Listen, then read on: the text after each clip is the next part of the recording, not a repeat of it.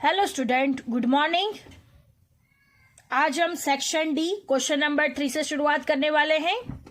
I am reading a question, you have to listen it carefully. Question number 3, in how many ways can 3 boys and 2 girls be arrange in a row such that first condition both the girls remain together, second one boys and girls are alternatively arranged, third one all the 3 boys remain together. So student, this is our question. 3 boys है, 2 girls है, ये तीनों condition है जिसमें arrangement करनी है। यहाँ पे परम्यूटेशन का यूज होगा। So let us start our solution. Students, look at here. According to the question, यहाँ पे हमें दिया गया है 3 boys and 2 girls are to be arranged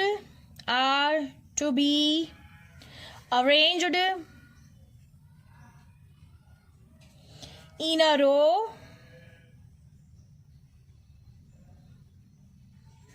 right? 3 boys and 2 girls are to be arranged in a row. सबसे पहली condition है both the girls remain together. Both the girls remain together. Understand, यानी दोनों की दोनों गर्ल्स साथ में होनी चाहिए। तो सबसे पहले हम लिखते हैं 3 बॉयज यानी बी एंड 2 गर्ल्स यानी जी एंड जी। यहाँ पे कहा गया है both the girls remain together, यानी ये दोनों गर्ल्स साथ में होनी चाहिए, यानी इनका अरेंजमेंट होगा 2p2 से होगा और ये गर्ल्स को बॉयज के साथ भी अरेंज करना है। तो राइट 3 बॉयज है, सो ये 3 हो गया और ये इसको हम एक ग्रुप की तरह लेंगे। तो 3+1 ग्रुप, बिकॉज बॉयज के साथ गर्ल्स को भी अरेंज करना है। सो 3+1 = 4, तो उसका अरेंजमेंट होगा 4p4 से। Understand? So look at here student, total permutation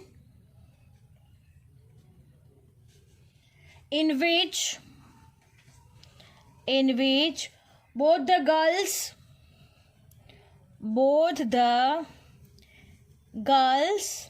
remain together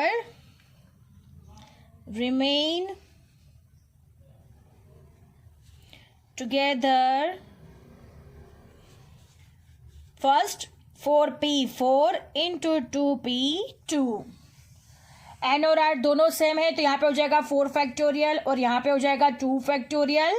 right, 4 factorial मतलब 4 3 2 1, 2 फैक्टोरियल मतलब 2 into 1, 4 3 = 12, 2 = 24, 24 2 = 48। सो हमारा आंसर होगा 48। अंडरस्टैंड?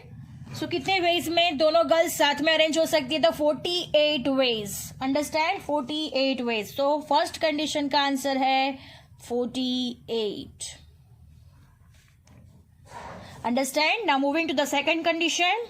सेकंड कंडीशन ये है कि boys and girls are alternatively arranged.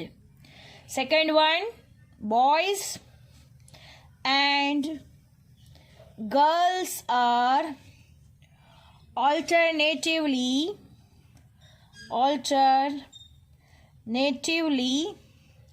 arranged. Boys and girls are alternatively arranged. So look at here student, कोई भी girls और बॉयज साथ में नहीं होगा बिकॉज दोनों ऑल्टरनेटिवली अरेंज है। तो यहाँ पे होगा B, उसके बाद आएगा G, नेक्स्ट होगा B, नेक्स्ट होगा G एंड नेक्स्ट होगा B। सो ऑल्टरनेटिवली अरेंज्ड। सो स्टूडेंट, तीनों बॉयज को भी अरेंज करना है, तो यहाँ पे इसका होगा 3p3 से होगा अरेंजमेंट और दोनों गर्ल्स को भी अरेंज करना है, तो दोनों गर्ल्स का होगा 2p2 से arrangements. Understand? So boys and girls are alternatively arrange, यानी इसका परम्यूटेशन होगा 3p3 and 2p2। Understand? So answer total permutation in which boys and girls are alternatively arranged.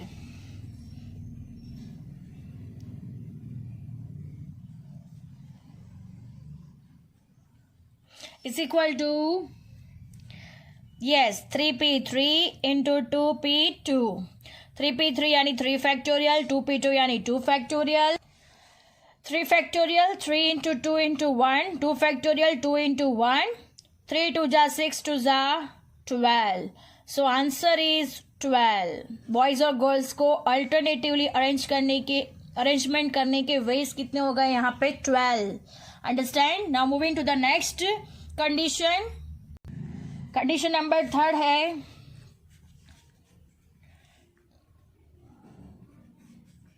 all the 3 boys remain together.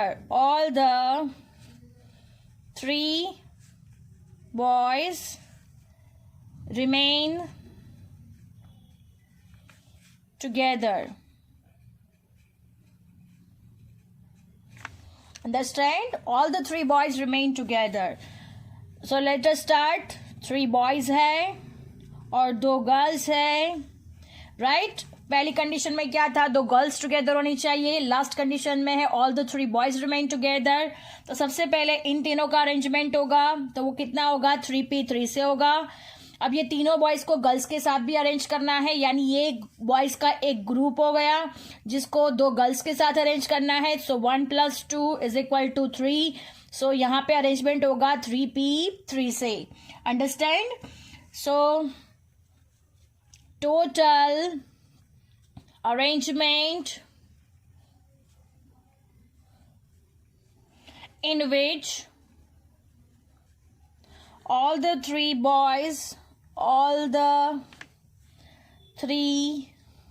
boys remain together, जिसका arrangement होगा 3p3 and 3p3. So 3p3 into 3p3. 3p3 यानी 3 2 1. यहाँ पे भी 3 2 1 because यहाँ पे 3 factorial हो जाएगा एंड 3 फैक्टोरियल हो जाएगा. सो स्टूडेंट 3 2 जा 6, 3 2 जा 6, 6 into 6 यानी 36 वेज में अरेंजमेंट हो सकती है. Understand? So answer is equal to 36. Understand? So our answer is 36. Now moving to the next question. Next question है, if all the arrangements formed using all the letters of the word wakeful are arranged in the order of dictionary, then what will be the rank of the word wakeful? Understand? This is our question. हमने आगे ये question ऐसा solve किया हुआ है, order of the dictionary word. Same उसी तरीके से यहाँ पे भी सॉल्यूशन होगा. So let us start our solution. Look at here student. सबसे पहले वेकफुल में कितने लेटर्स है? तो 7 लेटर्स आर देयर. तो सबसे पहले लिखते हैं 7 letters of the word wakeful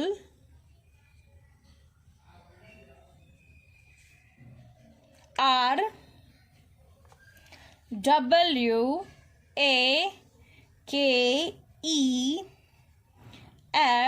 WAKEFUL. So these 7 letters can be arranged in, yes, 7p7 ways. 7p7 ways. 7p7 मतलब 7 फैक्टोरियल हो जाएगा. सो 7 फैक्टोरियल यानी 7 6 5 4 3 2 1.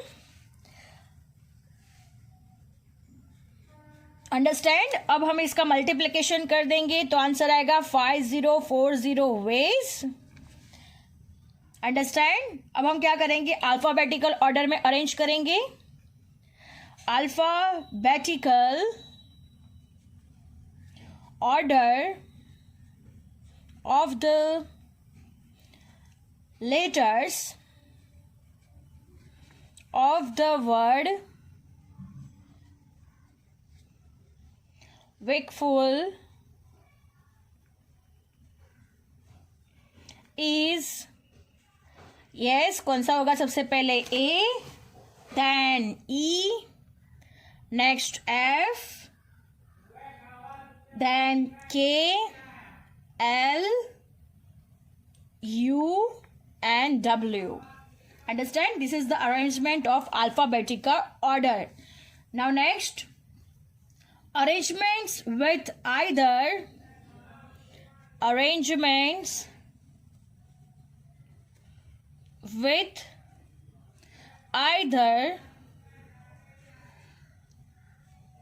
A, E, F, K, L or U at the first place.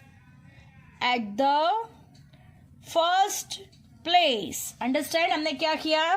Arrangement with either A, E, F, K, L, U और U at the first place. यानी इन सबको हमें first place पे रखना है. तो कितने लेटर्स है?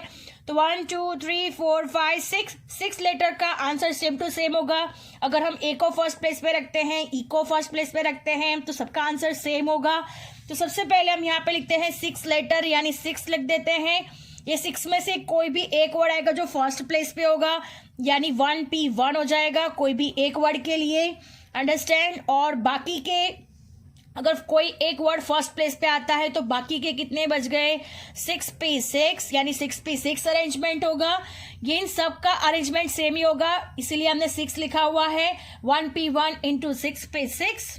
अब हम इसे सॉल्व करेंगे. 6 1P1 इंटू यानी 1 6P6 यानी 6 फैक्टोरियल हो जाएगा is equal to 6 1 into 6 factorial 6 5 4 3 2 1. Understand? अब हम इन सबका मल्टीप्लिकेशन करेंगे तो आंसर आएगा 4320. 4320 ये क्या है? अगर ए फर्स्ट प्लेस पे होगा, ई फर्स्ट प्लेस पे होगा, एफ फर्स्ट प्लेस पे होगा, के फर्स्ट प्लेस पे होगा, एल और यू अगर फर्स्ट प्लेस पे होगा तो टोटल नंबर ऑफ अरेंजमेंट कितना हो जाएगा? 4320. अब हमें क्या करना है? फर्स्ट प्लेस पे किसको लेना है? डब्ल्यू को लेना है, बिकॉज डब्ल्यू से ही हमारा वर्ड स्टार्ट होता है. हमने इन सबको फर्स्ट प्लेस पे लेके इनका सॉल्यूशन कर दिया है. So look at here student, arrangement with W at the first place, A at the second place and E at the third place. Understand? Arrangement with W at the first place, A at the second place and E at the third place. First, second और third की place fix है तो उसके लिए हो जाएगा 1P1 into 1P1 into 1P1 और बाकी के कितने बच गए? 7 में से 3 का अरेंजमेंट हो चुका है तो 4P4 आर रिमेनिंग. अब हम इसका सॉल्यूशन करेंगे. 1P1 का हो जाएगा 1 और 4P4 का होगा 4 फैक्टोरियल. 1 इंटू 1 इंटू 1 4 फैक्टोरियल मतलब 4 3 2 1 यानी हमारा आंसर आएगा 24 ways. Understand? Now next, arrangement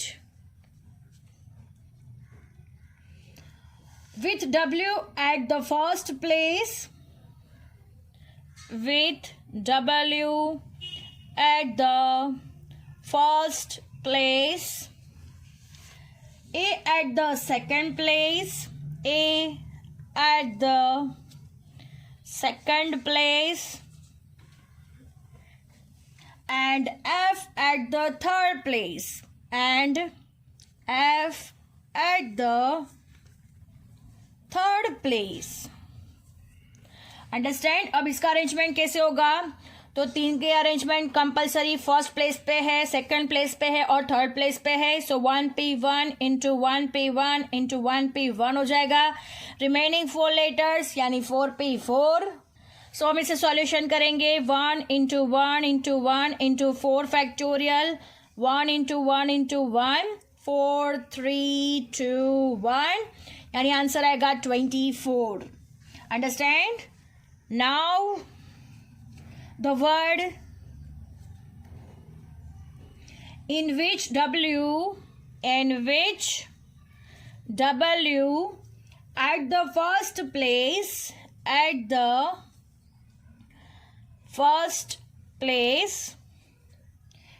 at the second place, K at the third place, E at the fourth place. Next है F at the fifth place. Understand? Now next होगा L at the sixth place and U at the seventh place.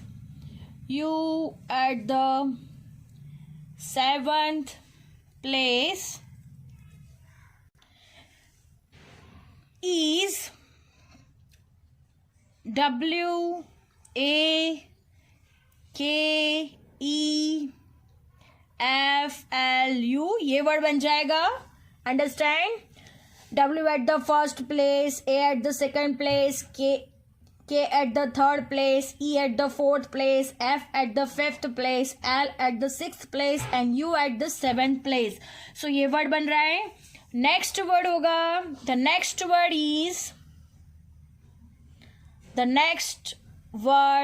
is wakeful. यानी ये सब का arrangement भी one हो जाएगा. It is a one type of arrangement. So one. So according to the dictionary order of the word wakeful is सबसे पहले हमने 6 लेटर्स का जो सॉल्यूशन किया था उसका आंसर था 4320 प्लस 24 प्लस 1 और इसका भी अरेंजमेंट 1 हो जाएगा. +1 इज इक्वल टू आंसर होगा 4370. अंडरस्टैंड? यानी उसका नंबर क्या होगा? 4370.